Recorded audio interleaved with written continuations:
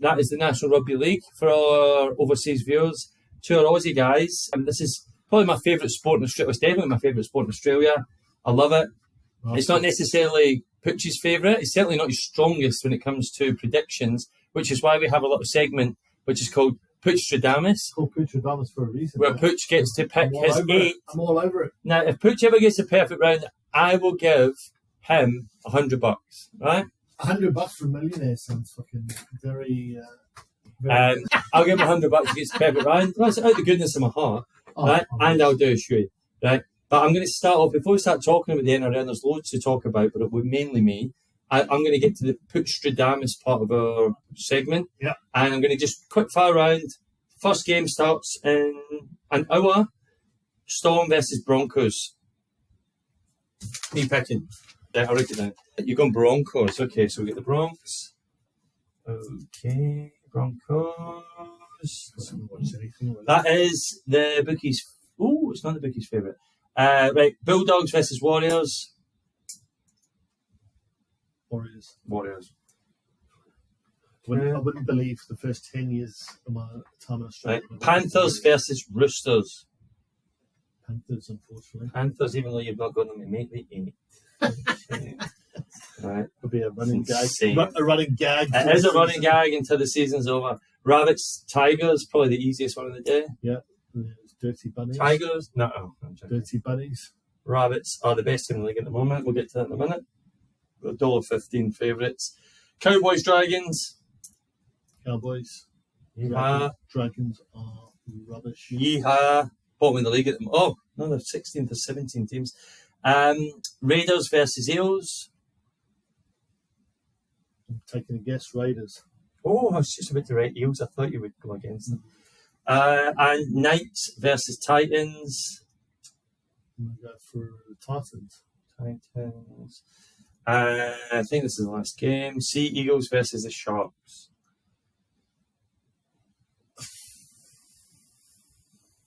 Sea Eagles. Oh, Sea Eagles. Okay.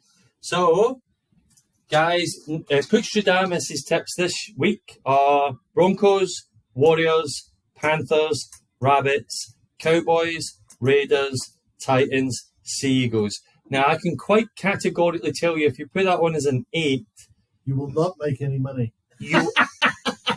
One, it won't come in.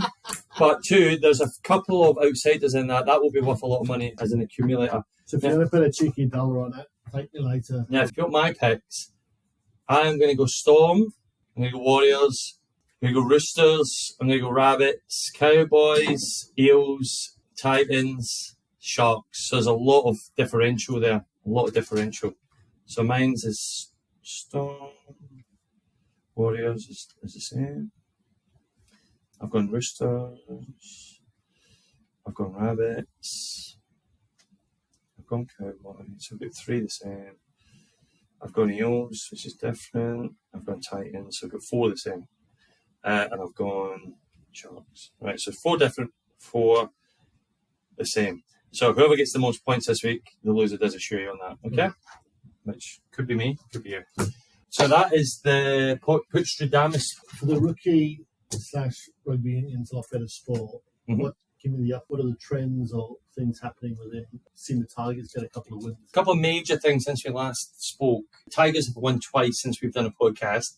They hadn't won for 310 days, and then we take 2 weeks off and they win twice. So that's major news. Tigers are on the up, and Tigers fans, if you want to pay us to never put a podcast on ever my again. Brother-in-law, you know I love you. Luke, he's my big Tigers man, and we were at his beautiful wife's 40th last week watching. Should have been partying, but we were watching because it was on the big screen. We watched the Tigers beat the Panthers, which is probably the biggest shock I've seen in 5 years. Yeah, they beat the Panthers, which horrible rainy night, blah, blah, blah. Yeah, low scoring game. That's the the kind of way that Scotland wins their rugby union games normally. Go to Murrayfield.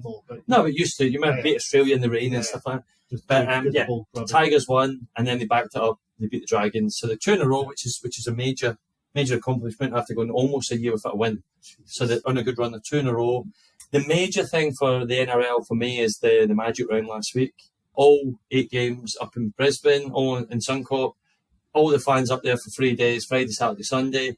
just looks like the best fun. But is it, 3-4 games a day? Or? No, it's only 8 games. It's 2 Friday, then 3 Saturday, 3 Sunday. Okay. It looks just like the best fun ever. Yeah. Like, you tell your missus and we're up for the weekend. The pitch on Sunday must be, the last game must be absolutely horrific. awful. But I mean, there's no scrums and stuff, so it's not as wrecked as a Union. Yeah. But it's a great stadium. But it's a great stadium, but the camaraderie, you couldn't do it with soccer, right? You couldn't have like 8 Premiership or 16 Premiership teams all play the same game at Wembley the weekend, because all the fans would batter each other and beat each other. The only beef would be a couple of Brisbane teams potentially. No, there's no beef. That's what I'm saying. Rugby league's a sport that you can sit next to the opposition and have a good laugh, right? You can shout and scream at the player, the ref, all that stuff, but you don't get aggressive with your fans. I've never seen a fight in a rugby league game. And they're big guys, right? Big fans. But that is something that all sports should try and achieve. And AFL tried it the other week. They did it in Adelaide, where they had the full round of games. They're trying, and that's fine. I don't think it's, why are you copying us? I think everyone should try and roll this out, because it's great. You saw 2 years ago, and it was obviously COVID forced, but the Portugal Champions League quarters, semis and final, right, which Bayern ended up winning. Yeah. But imagine getting the last 8 teams, and it's a knockout, not 2 legs, just a knockout quarter, knockout semi, 1 leg final. It was insanely good. Yeah, it was good to But the powers that be thought we lost hundreds of millions in TV revenue because we've lost out on all these legs. But for a fan point of view, I think it could, if Rangers make the quarterfinals, right? Celtic make the quarterfinals, Spurs, Arsenal make the quarterfinals, and you've only got to win 3 games to win the Champions League. Everyone has a chance, and if you've made that 8, right? Leon knocked out Man City, I believe, right? Red Bull made the same. You know what I mean? There's the potential for shocks, which is more fun, and everyone in the same city. I think as long as there's peace and no fighting and all the riots and stuff. I just don't think that's going to happen in a lot of sports. Right? Of course, but also if you're cutting down, like I said, if you're stopping the 2-leg thing, which makes hundreds of millions each game. Rugby is pretty good that way. Football, definitely no chance, especially. Anyway, my point is the Magic Round was a huge success again. It's the 3rd or 4th season we've done it, and it was amazing. Now they're talking about rotating Magic Round, which I think is good, because they shouldn't have it'd be good to go to Adelaide, be good to go to Perth, good to North Queensland, you know, somewhere else, right? Good to Sydney to have it as well, even though it's... Are Manly going to whip the rainbow colours on anytime soon? Or? I wouldn't think so. But, right, this next thing on the agenda for me, Mr. NRL, is, as a Roosters fan, it's hard to say this, but the Souths look like they're the team to beat now, right? They beat Brisbane, they beat everyone apart. They lost to the Roosters a couple of weeks ago, but that was a strange game where they actually dominated and lost. The Rabbits look the best team in the league at the moment. Probably Brisbane second, and Panthers you can't rule out even if they lose the odd game. Yeah. I'm really disappointed with the Roosters at the moment. They cannot score a try. They're good in defence. They're keeping teams to 18, 20, but they're not scoring that. I mean, again, I don't watch it much, but Walker looked like...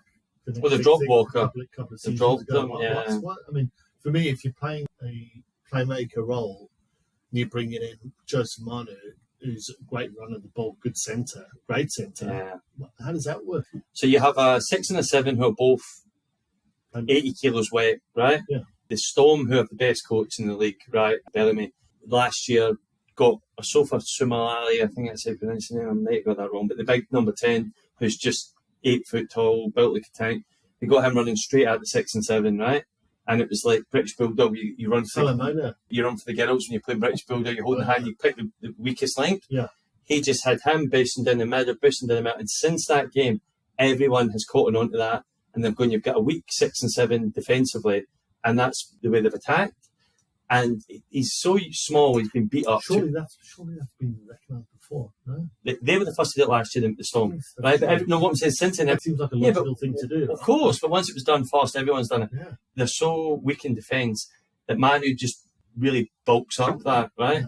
And if you're getting beat up all the time in defence, you've kind of not got the energy in attack as well, right? Yeah. So I think what he's doing is you can play one of Keary or Walker, in my opinion, right?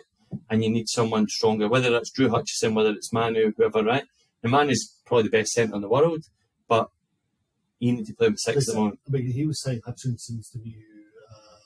Orbison. Yeah, because he can play anywhere. I loved Orbison. No, he also he's a club man. He'll play anywhere for the club. So surely but he's also not great everywhere. He's not a starter everywhere. Surely you keep the stud in his position and you play someone who's probably better at that position in Listen, if you want to get paid $1 million a year, it's not a centre, right? You don't pay $1 million for a centre. We lost Latrell to the Rabbits because he wanted to play fullback and get $1 million a year, and we already had Teddy who gets $1 million a year, right? Or 1.1. Centres don't get that. Centres don't deserve that, right? But some of these centres and wingers don't deserve it either. You have to be a 6, a 7, or a 1 to get $1 million. It's simple as that. And as I said earlier, if you're paying your 13 or you're paying your 8 or your 10 $1 million, you're not winning the league, right? Simple as that. You're overpaying for that position. Manu wants to be a fullback. He's good enough to be a fullback, and he wants the $1 million tag. You cannot give him that at centre. So you bring him at 6, and if he's as good as he looks at 6, then you keep him at 6 and you can pay him that money, right? Keely's a bit older. He's not on crazy money, but Walker. But he's going to go soon, isn't he? No, I think he'll be all right. He's got a season. Is he not another year? But they're talking about getting rid of Suali because he's but he's gone anyway. But he's been rubbish since he gets contract. But it's like you pick on an 18-year-old or 19-year-old. I mean, not picking on anyone. I'm just saying they're not scoring enough tries at the moment, right? So you can blame a million things, but what I'm saying is, I think defensively, if you're only scoring 3 and 4 tries a game, you can only concede 2 or 3, but right? Joseph Manu is not a playmaker. Yes, he is. Is he? Oh, I think he's top 3 best players in the league. Is he a yes. He is. I think he's man of the match who plays 6. He's man of the match who plays 1. He's man of the match who plays 4. John, he was like, I always like playing with a ball running, 6 or whatever, 7, I guess, whatever he was referring to as far as the opposite number. So he's a 6, not a 7. Listen, a 7 should be your smartest guy in the pitch, right? Which is why we've got Carey playing that. Now, Walker has the capability to do that as well. Yeah. But you can't have 2 similar players, right? I get what you're saying, So, but it's a case of you're taking away a guy who's a stud at a centre, one of the best in the game, brilliant handoff. But we have other centres that can play not as good, but good enough in that position. That's the difference, right? It's like if you. But then you're going to pay him $1 million to play a role. No, you're not. That's what I'm saying. You cannot pay $1 million for a centre or a winger or a forward. So are you going to then, if you pay Hutchinson $500,000 because he's an all-rounder, he'll play. He's not on anywhere near 500. Well, whatever. Yeah, you get my drift. You pay him less to play the playmaker role, even though, say, Joseph Manu is marginally better. No, Joseph Manu is streets better. Streets better. Right. So I'm not joking when I say... Is he $1 million in that position? He's a $1 million so player. Where are the tries coming from the playmakers? Well, since Manu's played 6, he's scored 2 tries, right? Yeah, team. It's like NBA. Yeah, you what I'm saying is, score as many points. Why are we not scoring as a team? Of course, but we lost Latrell because we couldn't fit him into the squad, right? Yeah. You cannot lose Manu again. If he ends up in the Warriors or he ends up the Panthers, ends up Bulldogs, he's going to be the best player. Latrell is the Rabbits' best player, right? And he's probably the best player in the league. He's just aura about him. He's amazing. The Roosters had him 2 championships with him, and just couldn't fit him into the budget, couldn't fit him into the squad. He chose Teddy over him, right? He chose Teddy over him, and I think it was the right decision. I do, but lost a superstar. They can't let Manu go, and that's what they're trying to figure out where to play him so they can give him his next big contract. They're in a bit of a predicament of trying to sort out what they're doing. Yep. But it's like the one thing I'd say about the Roosters, and I'm probably a lot more intense into it the first 5 or 6 years I was here than I have been the last few years. The one thing I've always seen with the Roosters is like you say about Fergie, is they make a clear decision on players, like you said, Fergie, like Keane, Vanessa Roy, Stam, and what's happened? They may have been knocked back a season or 2 or a season or so, but they come good. I mean, who's the boy who's come back from the Union, Chervashashek? We're not going to do that. Yeah, we're not. He's gone back to the Warriors. Yeah, we're bringing in Teddy, or we're doing this. Yeah. The one thing I'd say, I mean, Trent's got it. He's a good coach. He's as good as you're going to get. In my opinion, Wayne Bennett's the best coach, right? Bellamy's the next coach. Then there's daylight, clear. Clear daylight. Like if I say Fergie and Wenger, and then clear daylight to everyone else in the Prem. Because I don't think Bennett's a coach. I think he's like Fergie. He's a manager. No, he's got 10 grand finals. The closest is 5 or 6. Someone else. He's got 8 wins or 7 wins, right? He's also 30 years old. It doesn't matter. He's got 900 games, right? And he's took the Dolphins this year with an absolute bang average squad. Everyone's moaned about how rubbish that squad is, and they'll make the 8. I mean, they just beat again, they beat the Sharks, and the Sharks for me are the top 4 team. They beat the Sharks in Magic Round, and they beat the Roosters game 1. They just keep beating teams, right? And the games they lose are really close. They have, in my opinion, the best coach, and I think it's everyone's opinion he's the best coach of all time. Yeah. Right? Because the stats don't lie. in terms of record. But but what I'm saying is, even now at 900 games, he's still a genius. He's still a genius. Yeah. Right? So you're saying Bennett, Bellamy, Robinson. Then huge daylight. Like Before the moon and then on the earth, there's a huge gap, and then it's Robinson. Right? Wow. He's number 3. But there's a giant gap between. There's a giant gap. Fair. I'm a Roosters fan, but there's a giant gap. Really? Giant gap. From what I see from Robinson, he's a stud. I mean, his record proves it. Well, he's been there 11 years. He's got 3, which is great. Yeah. Right? And I'm not bagging him, but he's also had a wooden spoon. Yeah. Right? Yeah, that was the 1 year. Yeah. Since I'm just saying, right? And this year they look crap, right? And they've got, on paper, they've got a brilliant squad. Okay. Right? We'll see how the season goes. We will. And again, it's not about being top in May. It's about being top in September. We'll see how things pan out. The big thing for you touched on it there, the Dolphins. Are they the real deal? The win, well, for me, it's either 2 things, right? Either Bennett is this intergalactic genius that can rustle up 13, 14 players that weren't playing together last year and all of a sudden be a really, really competitive team. Yeah. Or it's an indictment on the rest of the league as far as what are you boys doing? So don't get me wrong. Like I said, I think you're definitely looking at it. You're looking at it the wrong way. Sport makes wonderful things. It's definitely the first, right? It's the guy is so good. He's got a ragtag bunch of people that are off contract and whatever and old, right? And he's missed out on his star player. He nearly had Munster. He nearly had Smith. He nearly had X, Y, Z. Never got any of them, right? So he's flying with about $5 million in salary cap that he can spend next year, right? And they are beating. You don't get to keep the change. But he is rocking it. And like I said, the one point I'd say, at what point do we stop saying it's an upset when they beat the Sharks, it's an upset when they beat the Roosters, and you start saying, these guys, if they make the 8, I'll go as far as saying the first season, if they make the 8, it's as good as winning the championship for me. If the Roosters win it, the Panthers win it, or something, it's as good as that because everyone had them with wooden spoon. Everyone at the start of the season, right? They had no star players. They were ragtag bunch, like I said. Couple of good players, but old players from Storm, right? Who were Queenslanders, and they're up there for a bit of a payday. Forward, Kafusi and right, and the Kiwi captain and his brother, right?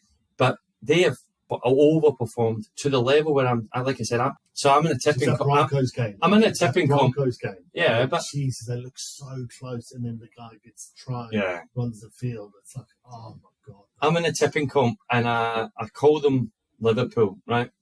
Because before Liverpool Klopp, right, you used to put your coupon on, right, and Liverpool would beat Man U away, and be like, how the hell have they done that?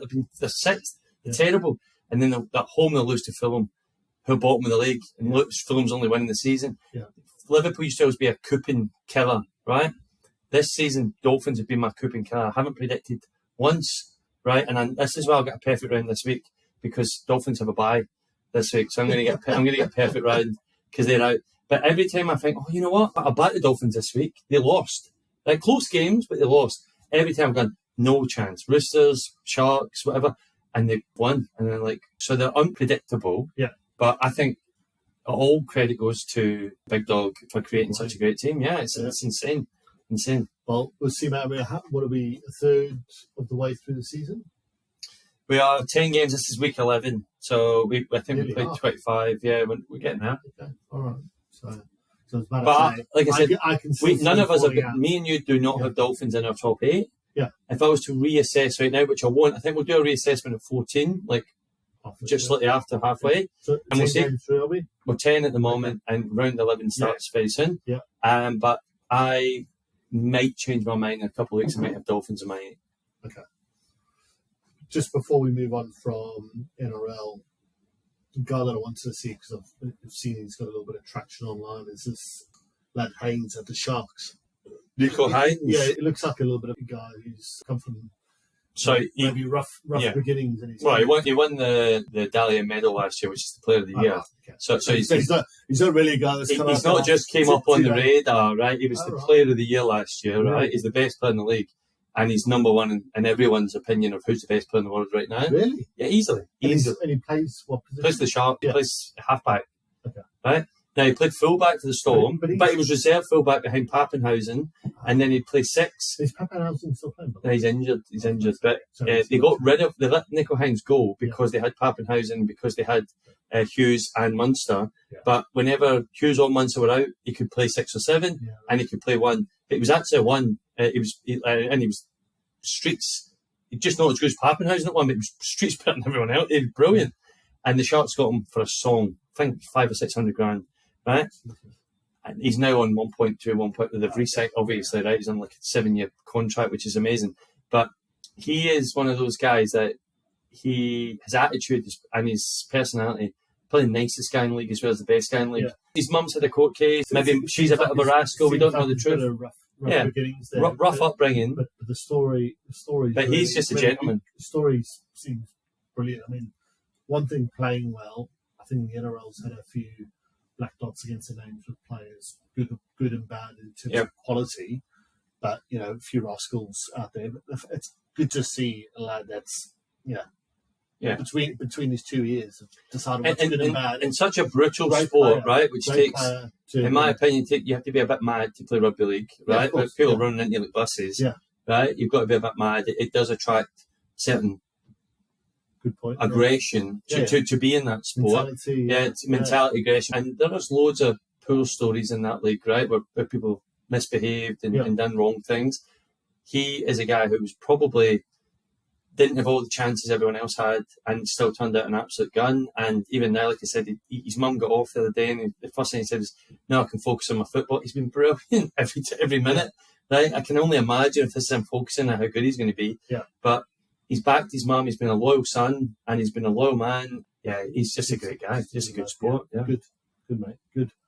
What we'll do is we'll observe the next couple of weeks and then maybe reassess our top 4. I think so. I think round 14 we'll see who did we pick. I'm pretty convinced my top 8, mate. I mean, no, we don't get. Listen, we don't get to change what we pick, but we can pick or reassess, right? Yeah, just more for. But we still have bans on the fact that you never picked the Panthers in your top 8. Look, although they did just lose to the bottom of the league team.